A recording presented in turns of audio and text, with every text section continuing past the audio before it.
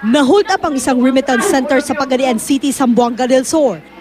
Sa kuha ng CCTV, isang lalaking nakasombrero ang lumapit sa counter at nanutok ng baril sa isang customer.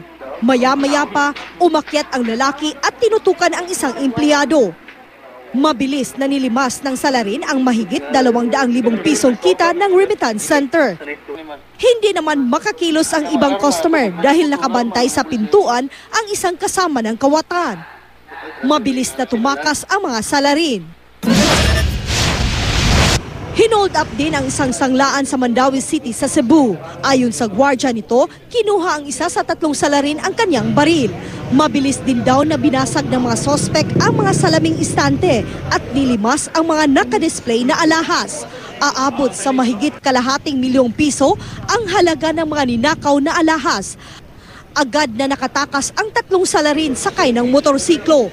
Nakuhanan ng CCTV ang insidente pero hindi pa ito isinasa publiko. Patuloy ang investigasyon ng pulisya.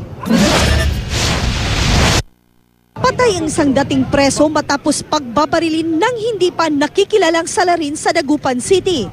Base sa investigasyon, pauwi na ang biktima ng tambangan ng isang lalaking sakay ng motorsiklo.